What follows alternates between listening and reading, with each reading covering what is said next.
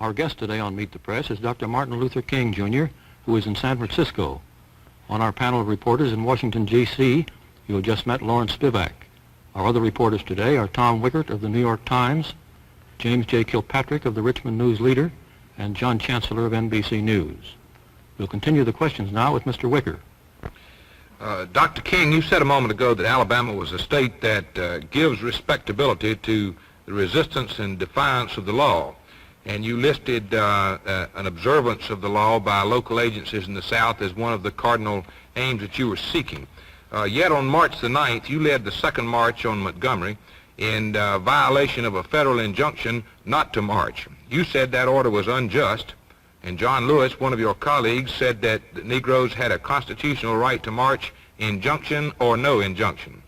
Now, was that in keeping with the spirit of nonviolence and the restraint that has always characterized your movement, and could you explain your reasoning in defying the court order that day?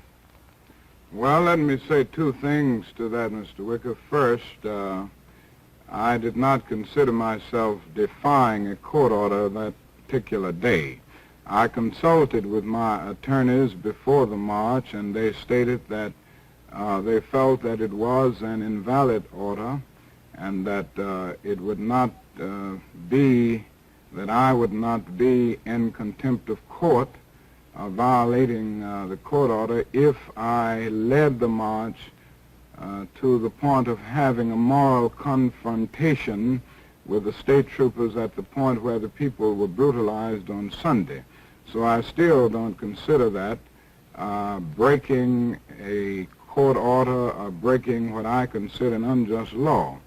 On the other hand, I must be honest enough to say that I do feel that there are two types of laws. One is a just law and one is an unjust law.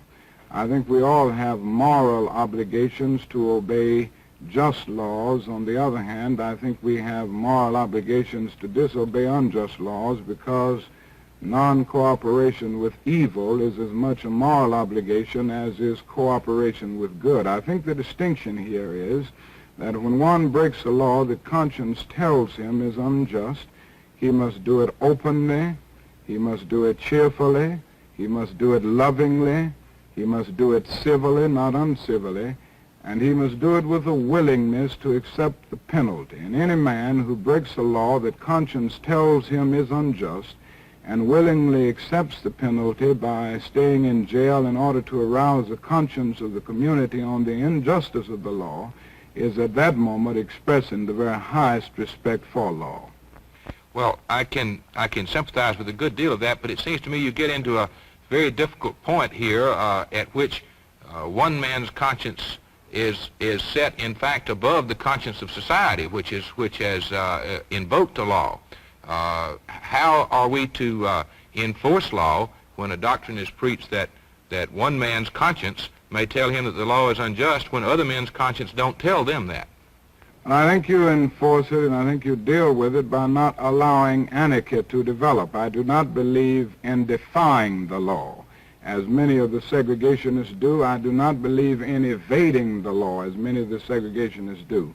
The fact is that most of the segregationists and racists that I see are not willing to suffer enough for their beliefs in segregation, and they are not willing to go to jail. I think the chief norm for guiding the situation is the willingness to accept the penalty.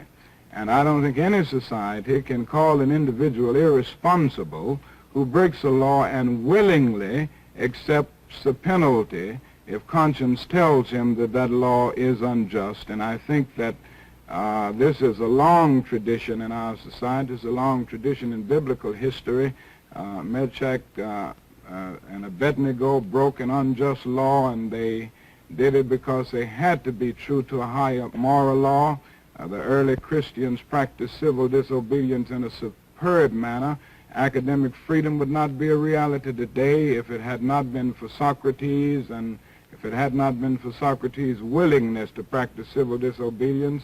And I would say that in our own history, there's nothing that expresses massive civil disobedience any more than the Boston Tea Party, and yet we give this to our young people and our students as a part of the great tradition of our nation. So I think we're in good company when we break unjust laws, and I think those who are willing to do it and accept the penalty are those who are part of the saving of the nation.